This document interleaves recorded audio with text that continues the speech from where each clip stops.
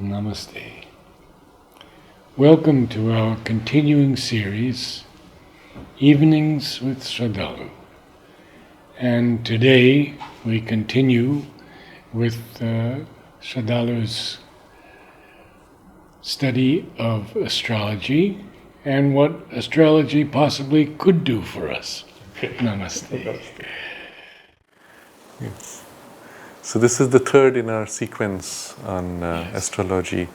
In the first one, we looked at the overall scheme of astrology, how it captures in the horoscope the symbolism, a cosmic symbolism of the relationship of the two extremes of absolutes, God and the human soul, and then in between, nature, which is represented symbolically by the zodiac, which has a sense of permanence, and the universe, and the human soul in the sense of the 12 houses and all aspects of your personality, parts of your body, activities of your life.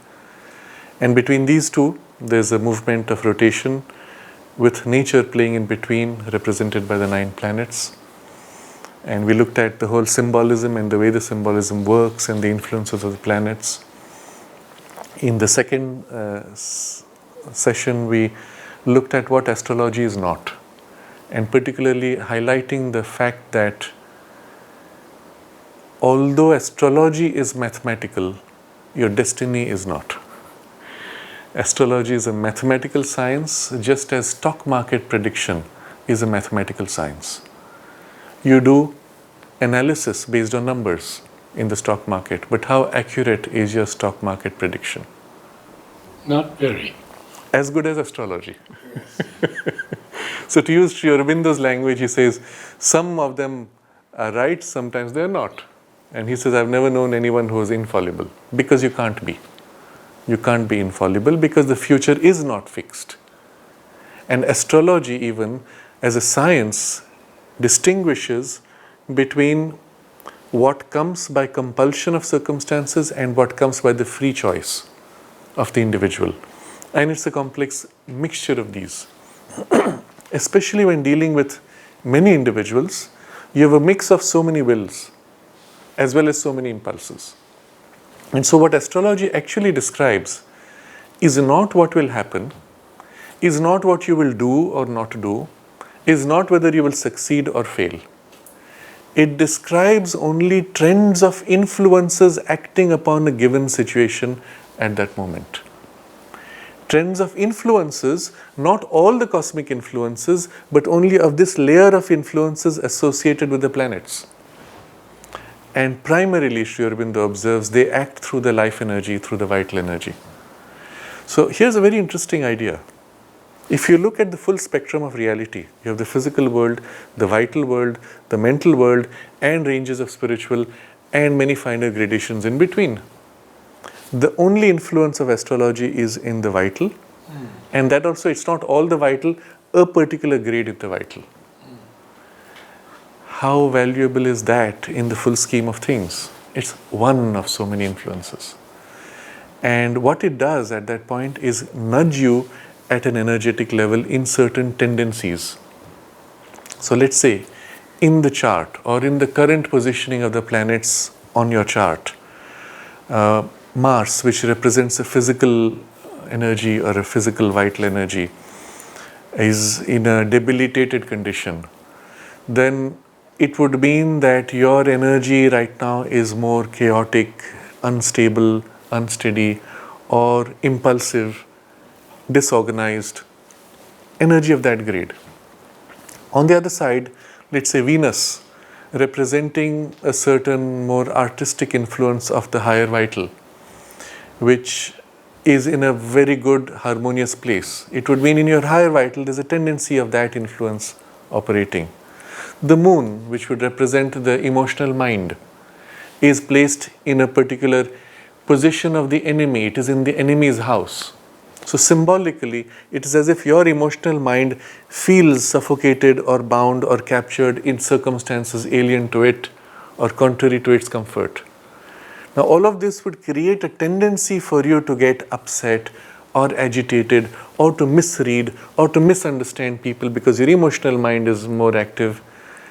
And your analytic power, let's say represented by Mercury, and your discriminating analytic power is as if dulled, what happens? What's going to be your behavior?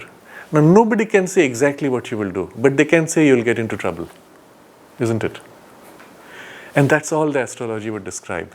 Here's a complex of influences which makes for this kind of instability in these parts and that kind of pull and push, based on which, given your current situation, you're likely to end up with this kind of problem.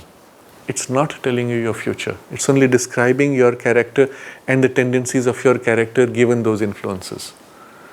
And what the chart will say is 6 months down, that positioning changes. Now Mars moves out into a more stable and good place, and your courage and your higher vital energies will come forward. You will be more stable, and your discriminating power of Mercury will kick in, etc. And so you can say, if you have to take serious decisions for your life, this is not the time to do it. Do it later when you're more clear-headed. But it's all taking place in this vital area. Exactly. The influence of the vital, nudging, pushing, pulling. As long as you live in that, this description will be reasonably accurate. Even there, you see, you're not taking into account the fact that you're married to a person who's very clear-headed, and whatever your sentimental confusion may be right now, the clear-headed influence now tells you, no, you will not do this nonsense. That's enough to knock out the astrology, isn't it? Yes. Yes. Because you're not separate. You have a mixed, let's say, karmic bond. So you're not taking into account all that. You're not taking into account the fact that you're living in a household where there are people who have created an atmosphere of prayer and grace and protection, where in spite of your internal confusion, you were prevented from getting into trouble in spite of your stupidity. And so, what can the chart say?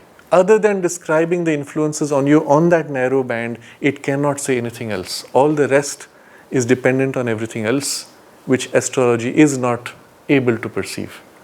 But a good astrologer might perceive intuitively things. And then it's the intuition which is giving you this as a, let's say, a point of support, point d'appui in French. As a point of support, the mind turns, oh yeah, this guy is in trouble emotionally right now. And the intuition flashes, watch out, you might just end up having an accident if you're driving, be careful. Right? That's all it does. That's all you can see. But that came by the intuition, not by this. I read just recently about a comment from Sri Aurobindo about a young man who had an accident. You know that story, I'm sure. He was on his cycle, and he tried to get out of the way of the car by going in front and was run over. And the question to Sri Aurobindo was, could Mother not have saved him? And Sri Aurobindo posits many other possibilities. He said perhaps he was not in the right consciousness at that time to ask the protection. Or perhaps it might have been even a life choice of his soul. So many things that seems astrology doesn't touch. No, it cannot. It cannot touch.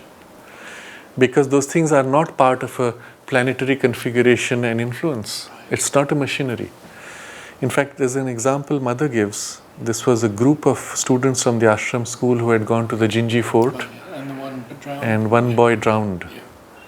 And Mother spoke of that in the agenda. She records how the boy was, instead of reaching out to her for help, he was constantly trying to reach out to somebody who was part of the group head, and as a result was not receptive to her help. Now this is the problem people have. They think the divine help should be instantaneously accessible at all times. You may be doing something utterly stupid, but somehow Mother's hand must come and protect you at each step of your stupidity and prevent you from falling. And even if you don't call, the protection should act automatically. And it doesn't work like that. And also that the protection should be infallible. And so if something happens, God willed it. Mother wanted me to fail. That's how people actually say. And I get so upset when people blame the mother. So earlier I would keep quiet, and then I decided that's not fair. So I tell them, when people say, you know, I lost this and well, it is Mother's will. I say, why do you blame the mother for your foolishness? and they are a bit shocked, and then they don't say that again. But I think we should say it. Why are you blaming the divine for something which you did knowing full well it was dangerous? And one goes out of the sphere of protection Absolutely. because of all kinds of desires. And When you knowingly do something that is wrong, you have put yourself out of the protection. If in your innocence you make a mistake, the protection might still be active if you are in a state of alignment with the protection. If you're not in alignment, the protection may try to help you, but you are the one coming in the way, blocking it. So the way the mother explains this, she says, the help is always there with you, but your call makes it effective. yes, So I use this analogy. Let's say you have, and we all are, living in the little shell and cocoon of our little ego and self-interests. And we're so wrapped up in it, we're not even conscious of anything significant outside our little bubble of self-interest. And you're in trouble, you're drowning, and you're saying, well, I will fight, I will overcome, and you keep beating the water. Meanwhile, there's the divine hand that puts out the hand and says, hold my hand, I'm going to pull you out. And you say, no, I'm going to beat my way through. How will the help work? And it's only when you say, help, mother, you reach out your hand, that you've cut through your little shell, remembering there's something greater, someone greater waiting to help you. You've given your hand that she can hold and pull you out. And so the active call for help, or a state of alignment, I will use the word state of grace, where you're aligned to the divine grace, allows that help to be constantly effective. Mother made it a point in the earlier days of the ashram that any time someone went out, they had to inform her, including the details of what time they were leaving, which train or whatever it was. When they went for the picnics like this, she would ask for the names of every single person, what time they were planning to go, what time they were planning to come. Everything was written and given to her. Now, it didn't mean that she needed to see every single name in detail, sit down and connect to each one separately.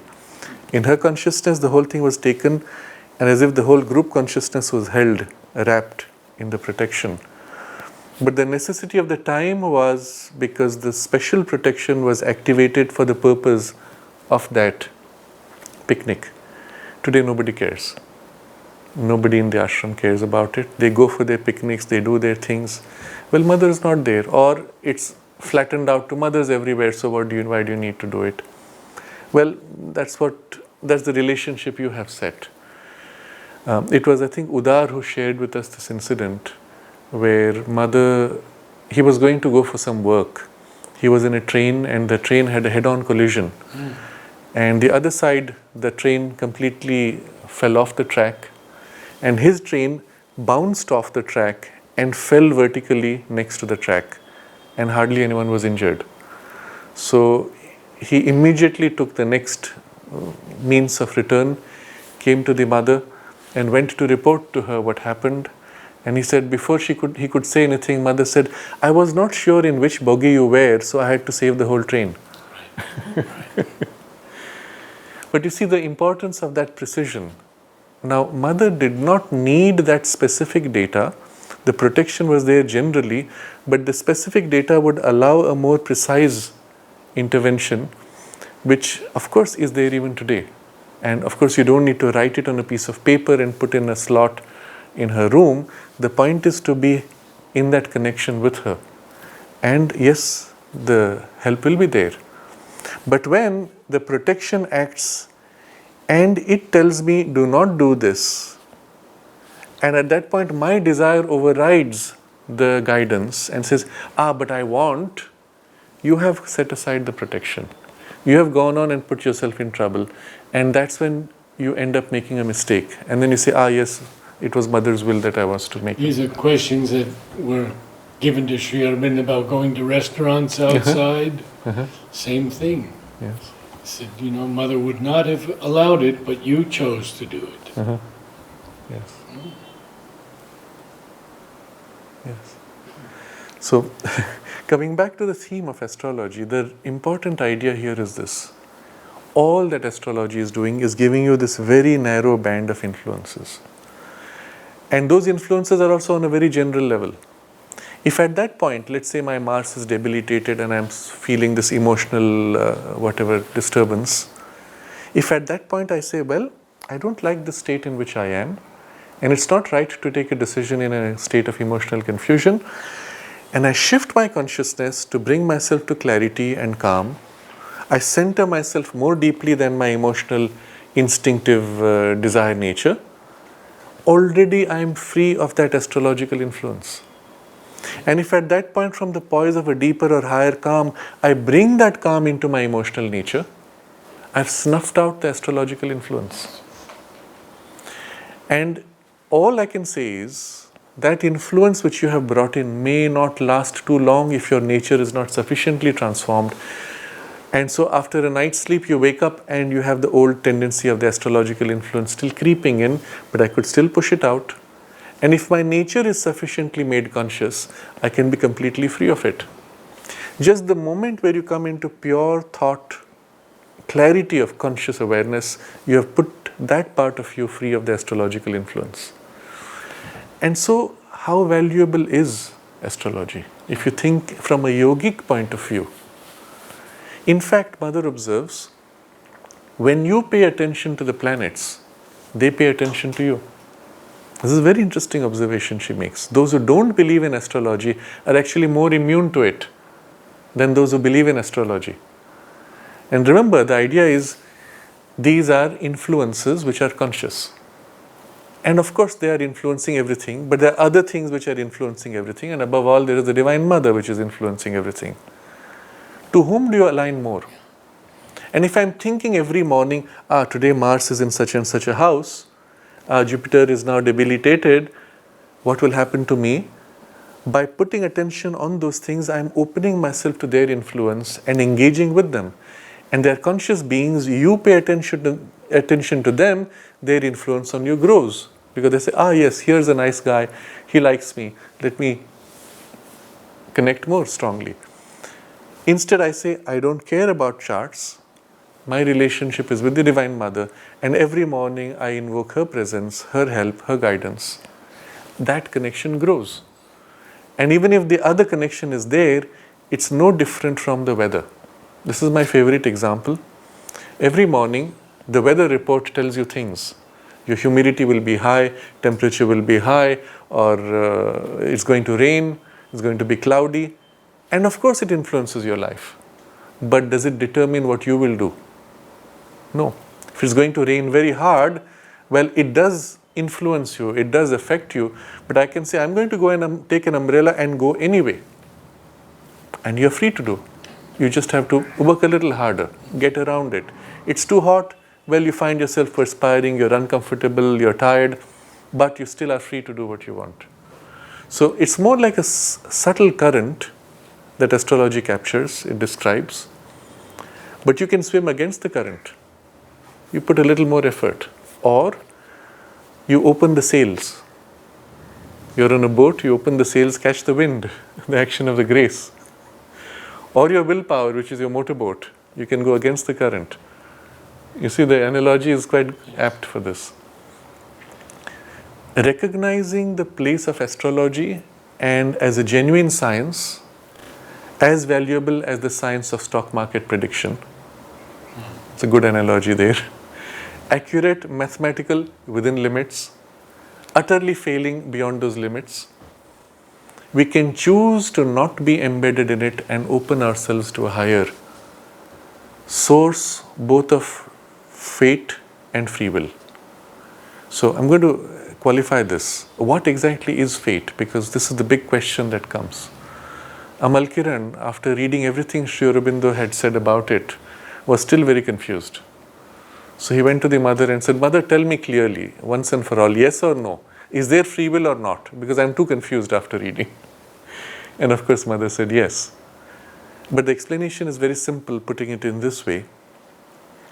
What is fate, in the true sense of the word, is the free choice of the self, of the soul.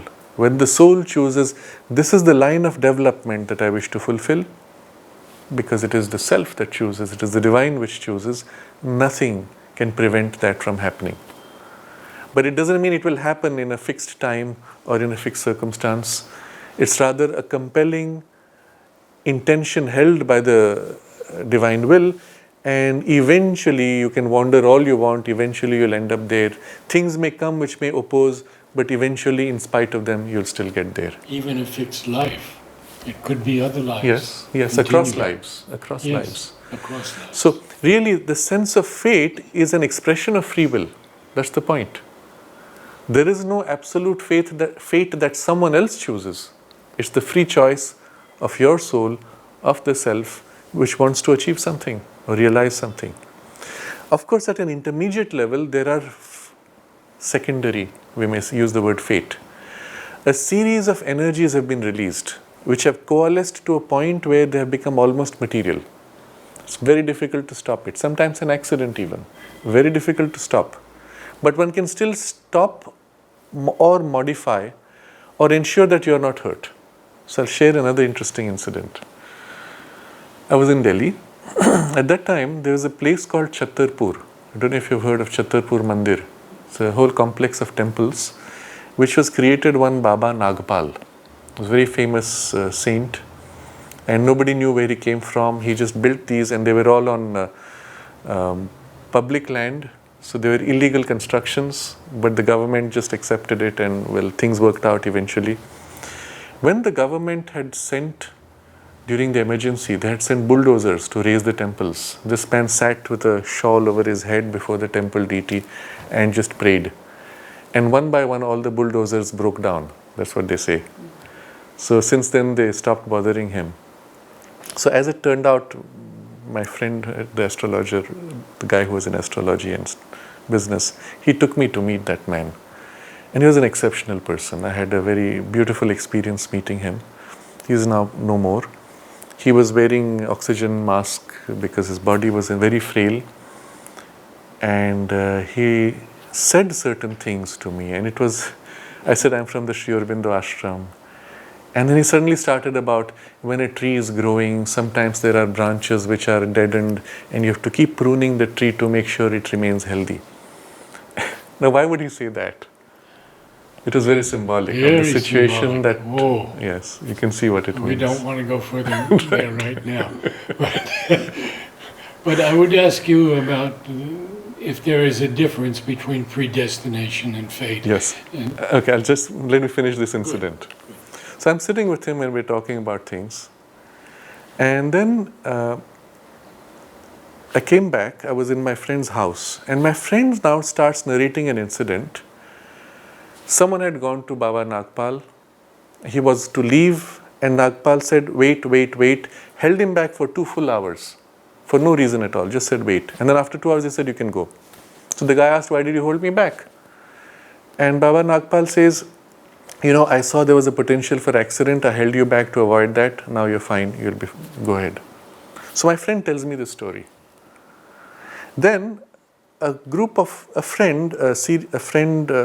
old family friends, they come to meet me, and suddenly they narrate an incident which took place 2 years ago, and asked me. It was about an accident.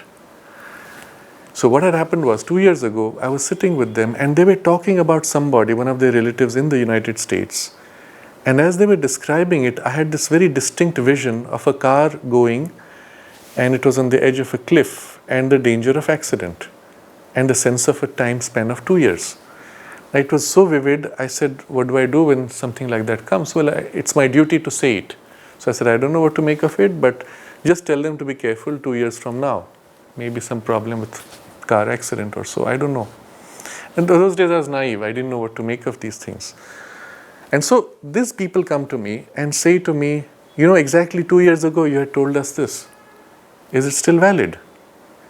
And I tried to feel, and I could feel nothing. And I said, no, it feels like there's nothing. Whatever it was, I don't know. I just said what happened at that time. Very odd. And then a third person came who also narrated a story about some accident.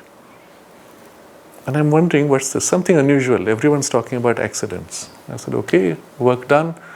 That evening, I take my flight back to Chennai. I reach late in the evening. The car driver is there waiting. There's an old man. Maybe he was very aged, he was drunk, half drunk, I don't know what. His eyes were red. And we're driving home, and it's so late I go to sleep in the car. And suddenly I wake up from sleep, hearing loud screeching of brakes, and the whole car is going zigzag.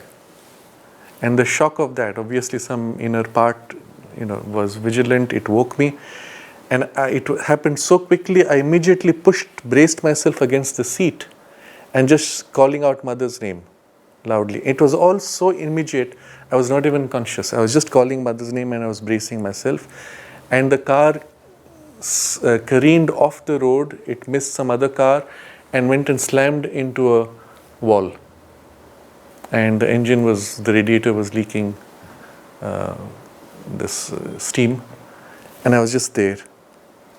And the shock, and that's it. This driver was stunned. The whole seat had moved forward, and it's as if the wheel was pressed against his stomach. A little more and it might have broken a rib. Nobody was injured, luckily. We call up the taxi service, they send another car, which came within half an hour. We went back. And then I'm wondering, 3 people talking about accident. Did you see your own? I don't know. Well, it was clearly a scene in the US. But it was as if something happened. I still cannot explain what happened. Was it the energy of that accident which might have happened, which got somehow diverted? Or I was given a warning by the 3 people speaking of it at the same time. I don't know what to make of it. But it's interesting. And I give this as an example of how sometimes energies can coalesce for a particular outcome. They can be diverted, they can be mitigated. One can ensure that there is no injury by an intervention, but the accident itself, that form of it may be unpreventable because it has got too rigidified. And I remember one of my friends, he was in my class, he was in Bangalore and they went for a picnic, they were driving at night. Their van went off the road, down a cliff, slammed at the bottom. The person behind him broke his head, the person in front of him broke his head, and he was untouched. Obviously, the protection was active with him. How can that happen? Well, that's how it is. The intervention may not always be able to prevent the physical outcome, but it does not mean it was fated. This is my point. There's an accumulation of energies which leads to an outcome, but it's not that you had to have an accident. But sometimes energies join up, little pieces, tendencies which could have dissipated, have joined up, and once they have joined up, you cannot prevent, but you can still modify. And the grace will intervene, will act if you are in that state of attunement to save and protect.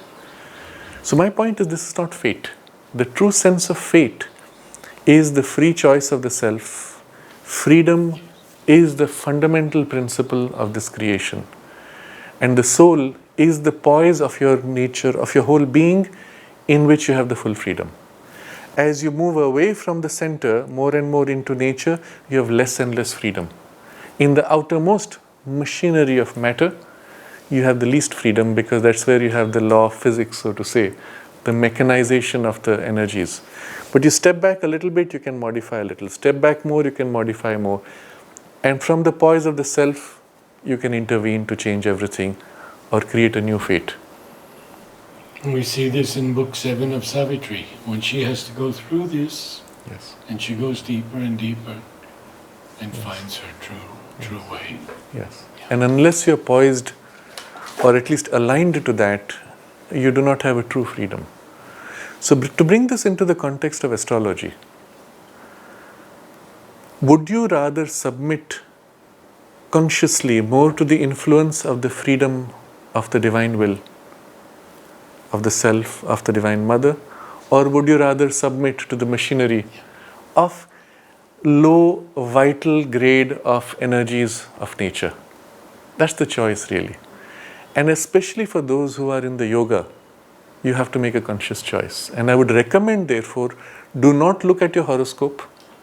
Do not let people speak to you of what they read in your palm or in your horoscope. Some of them, unfortunately, can be quite perverse. And so I'll give an example of how it works. the fellow I mentioned last time in Bangalore that I happened to meet, I very genuinely asked a question, and it was a very casual thing. I said, I'm planning to do such and such a project, and what do you think about it?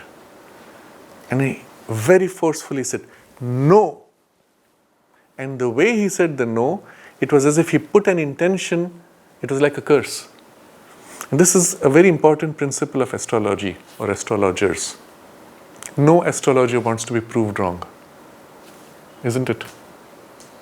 So when they tell you something, they may believe it, they may just be making a rule of thumb guess, doesn't matter. They put a force that it should come true because it's their reputation at stake. It's their pride in their skill or their job. And so they put a force that wants this to happen. If they say, you're going to have an accident or you're going to fall ill, they're saying it with force like a curse. Tell me, how is this different from a curse? They don't intend it as a curse. But the force they put is effectively, if it's a negative statement, is effectively a curse. So each time you expose yourself to someone like that, you are exposing to someone's curse who wants that statement to work out, and no astrologer tells you only positive things. Their sense of self-importance is in telling you things which will shock you. So if they're going to tell you something negative, well, they are putting an energy to make it happen.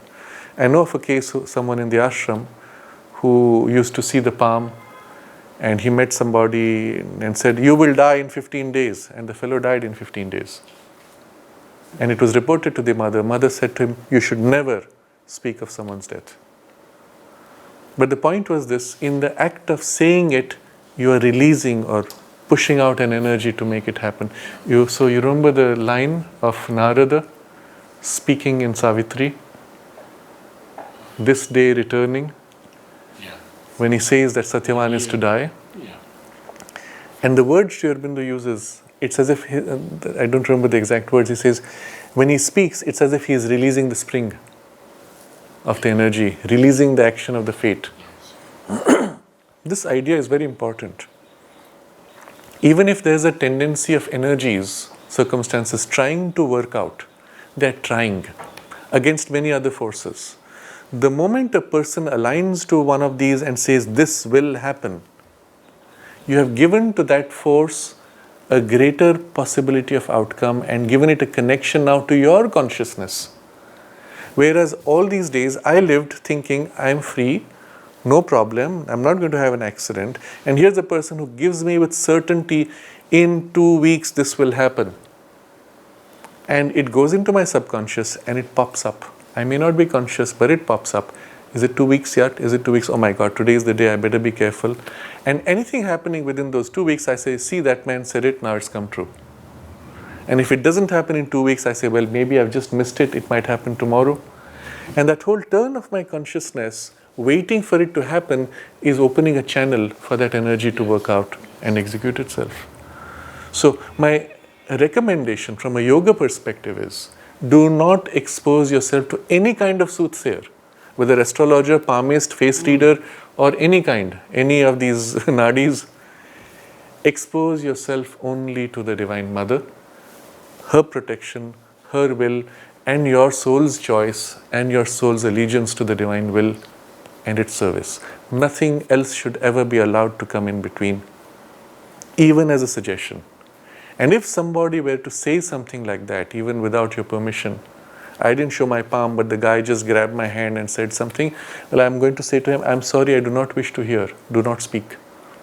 That's the way you should ideally do it if you want to maintain this sense of freedom. To put it in other terms, even if certain energies had coalesced for a particular outcome, by putting yourself in acceptance of that prediction, you are giving it a chance to take place. By not knowing it and remaining in alliance with the Mother's consciousness, you're allowing her to intervene to prevent it from happening. And Mother puts it like this, she says, we thank the Divine Grace every time that we avoid an accident. But we don't realize how many more times an accident is avoided and we don't even know about it. You see, in the example I gave earlier of Baba Nagpal preventing a person from leaving for 2 hours, how many times we have got delayed for some silly reason. We curse the reason which delayed us, and maybe it's the grace preventing us from getting into bigger trouble. We don't even know it. And so it's better we remain in that allegiance and alliance rather than allowing such suggestions. Where is astrology useful? So I'll just share with you a few observations. There was a person I had mentioned maybe in the first session who was such a good astrologer, he could actually describe a person's appearance from the chart. And so for a while I played with him, trying out this. I would look at what came from an intuition and I would ask him to see what came from the horoscope. And in most cases it lined up. But at some point I found the intuition was not only more precise in detail, but when he gave a suggestion, it interfered with my sense of freedom. And so I came to that conclusion very quickly. If you need to know something, rely on a higher intuition to guide you. And where you don't need to know, rely on the intuition to withhold it from you. Which is an interesting case. It would happen often on just before the new year. I would as if try to turn my awareness to try to feel what the year would bring. And sometimes you get glimpses. And there was one particular year when I tried to turn and it was like a blank wall. Nothing. It's as if I'm being prevented, it was opaque, prevented from seeing. And that was the year when I had some of the worst, unimaginably worst difficulties that I had to go through psychologically, perhaps materially, I don't remember, but mostly internally. And if I had known it was to come, it would have been more unbearable. And so I said, trust the intuition to withhold from you when it is better for you not to know. Equally to reveal to you when you do need to know so that you can do something about it.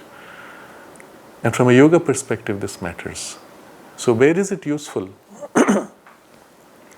In a normal life, where somebody is not interested in the yoga, when somebody is not interested in a higher spiritual development or an attempt to grow in consciousness to be free from these lower tides of energies, which is what astrology maps. For them, it may help them to give some indications, some directions. You want to launch your ship, it's useful to know what is the phase of the moon and when the tide will move, when it will be high tide for you to launch ship. Useful perhaps.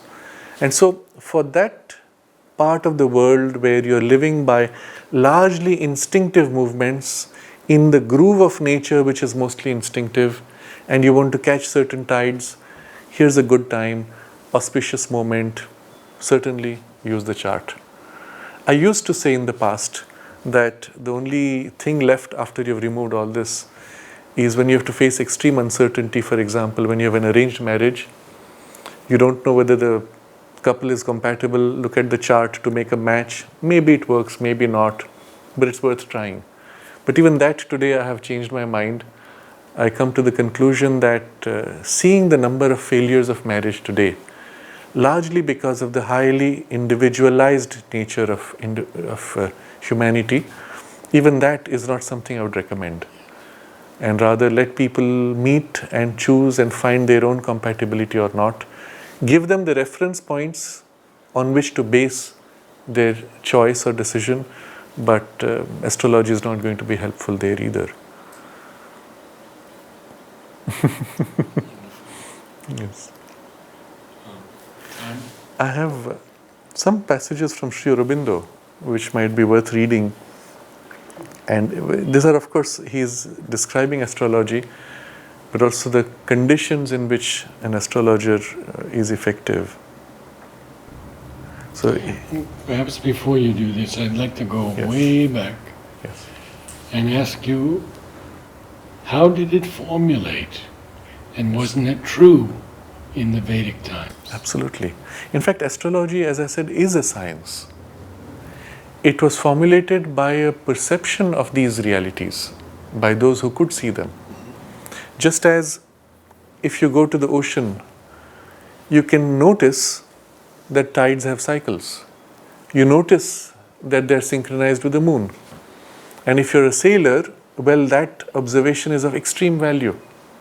And if you can calculate the position of the moon, you can anticipate when you would want to launch your ship.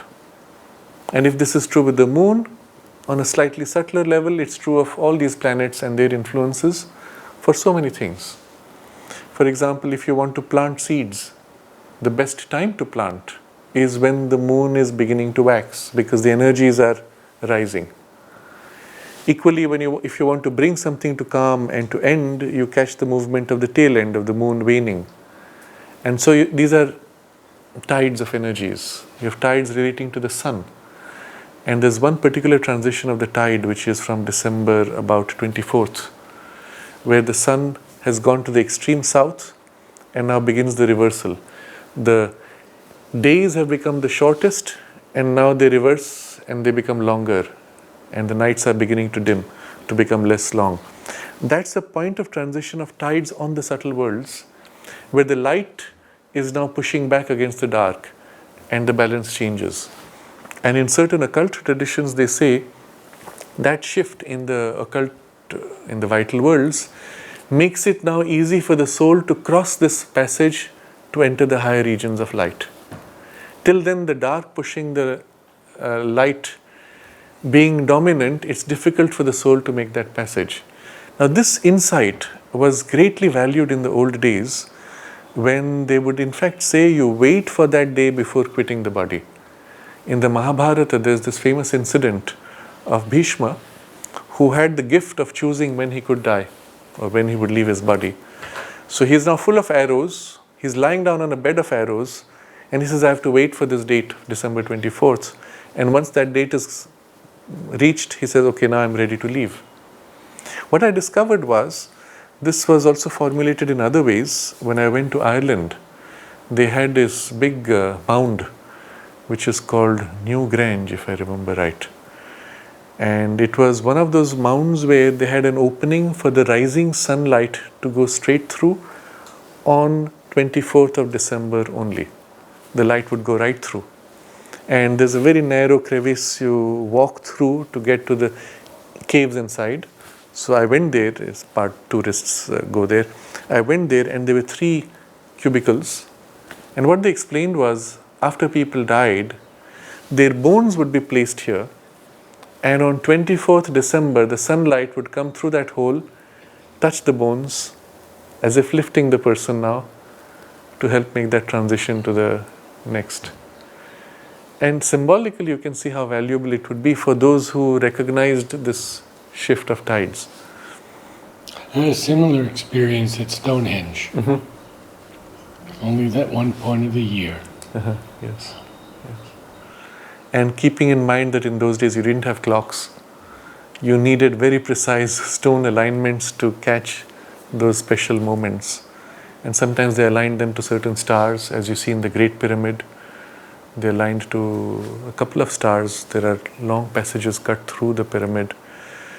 And of course, the whole thing is aligned to the constellation of Orion. The 3 pyramids are placed in the exact same proportion of position as the 3 stars of the belt of Orion. And in exact proportion of brightness, the pyramids are large. And there are 3 little stars which are next to the belt, which are often called the dagger of Orion. And exactly in proportion on Earth, you find those 3 little pyramids. And then if you take it now to conclusion, there are 4 other stars which make for the body of Orion. And exactly on Earth, in Egypt, you find temples on those locations. So they literally replicated the whole of the constellation of Orion in exact proportion on Earth, as if aligning Earth with heaven. For what, if you think about it? And remember, they were living in a consciousness which was more intuitive. By making the Earth arrangement aligned to heaven, it was as if they were invoking or evoking certain energies of the heaven upon the earth for a particular benefit or an outcome. So astrology emerged from these insights, and the science itself was built on the observation on the subtle levels of these tides, their utility and how they could be applied to helping human affairs. The whole goal is really helping you to grow. At that time, it was not in that small vital range. It was still in the same vital range, but humanity lived much more there. The age of individualism and reason is a relatively recent phenomenon, isn't it? Before that, people lived much more in the sentimental mind, emotional mind, and the mass of humanity even today is largely living in that. But the individualization was not so strong. These were helpful means, and one of many helpful means. Not that everybody consulted astrologers or looked at the horoscope. So if you see in India, it took a form where when a child was born, the astrologer would give a reading of their whole life and write down at this age, with this change of tide, this is likely to happen, that is likely to happen, and so on. But in the horoscope, they would sometimes say, this is a horoscope in which there's far greater freedom because of certain combinations which show that the person lives in a higher state of consciousness. Jupiter exalted, the sun in a particular position. So Jupiter representing the higher wisdom of the mind, or the sun representing the soul and its influence. If those are strong, then whatever we say is only indicative at a certain level. So all that, how useful is it? I don't know. But as long as it helped people to give them a sense of direction or a sense of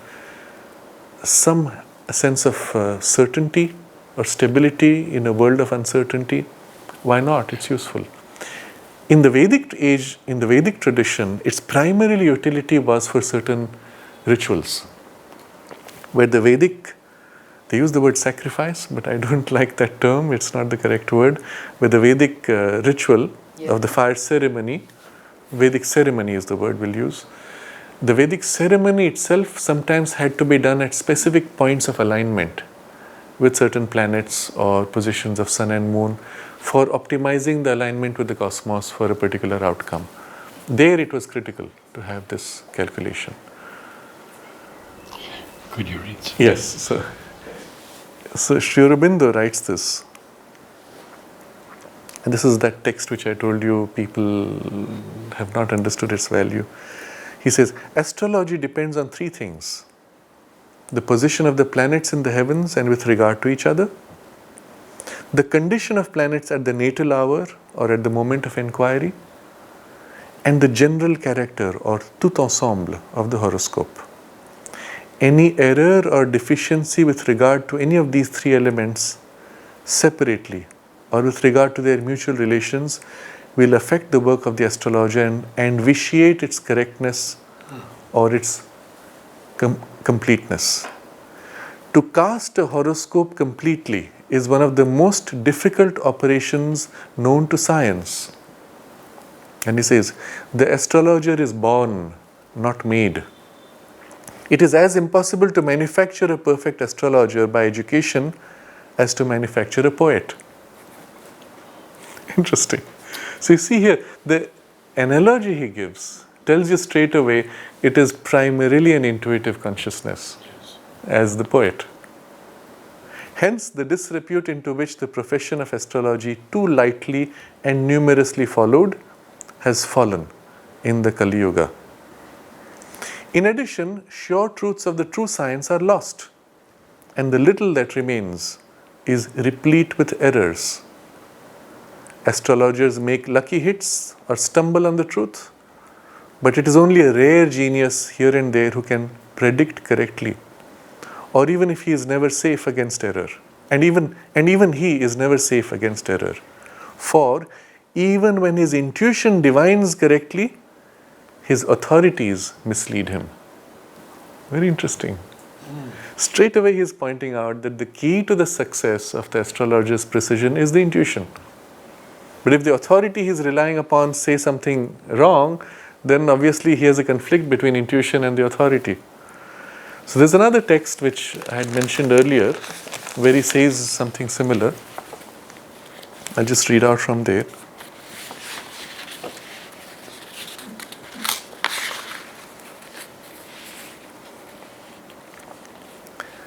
The astrology of the present day is full of errors.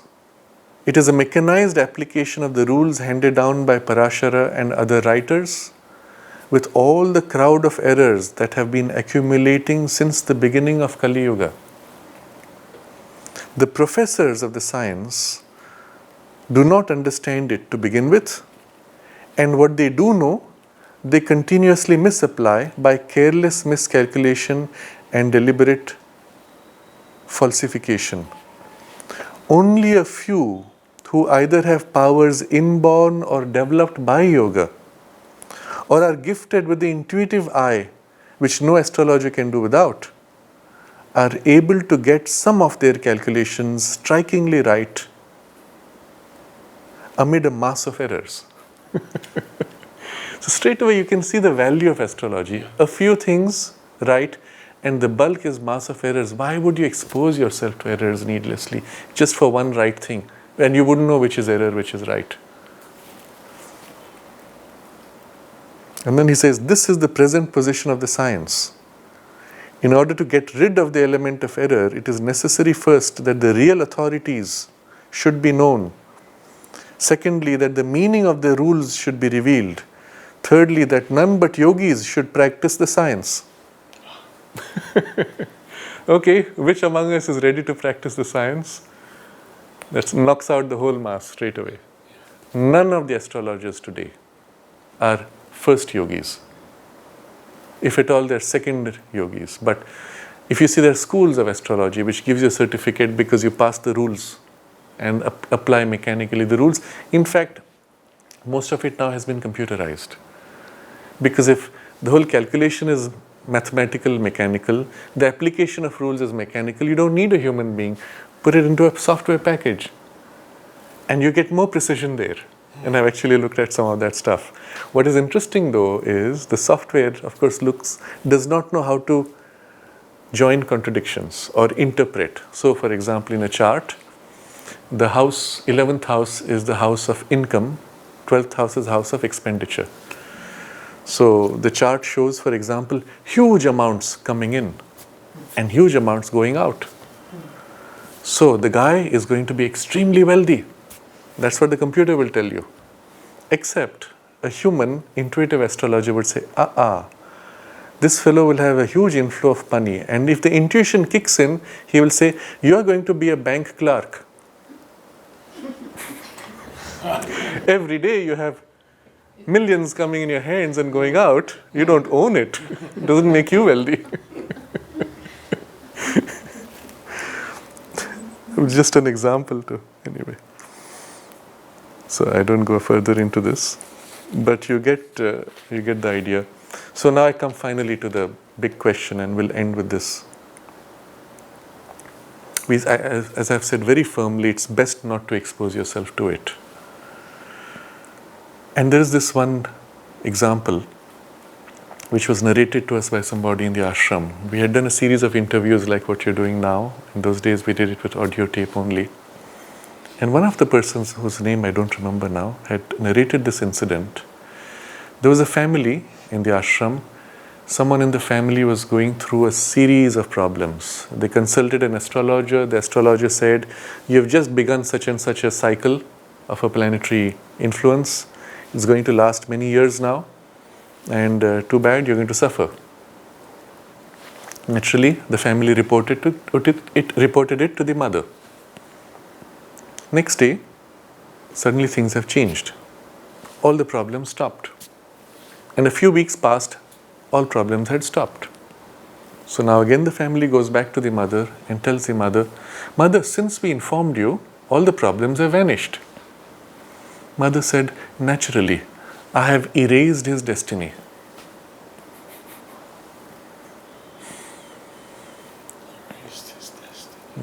That's the phrase which was told to us. And you see the power of the Divine Shakti. When you place yourself in her hands, she can take whatever burden of karmas, of destiny that you have, and that's what really it is, and change everything, wipe out everything, give you a clean slate to build upon. And so now I come to the second incident, which is even more important. Someone writes to Sri Aurobindo, saying that in my family lineage, we have such and such a person. You know, every family has a family guru or a village guru. So we have such and such a person who is our family guru, and my family insists that I should go to him and take initiation from him, because that's the ritual everybody used to go through traditionally. Do I have your permission? He asked Sri Aurobindo because he has come to the ashram and accepted Sri Aurobindo as his guru. So Sri Aurobindo writes back, explaining, when you came to us, we have taken upon ourselves the entire burden of all your karmas.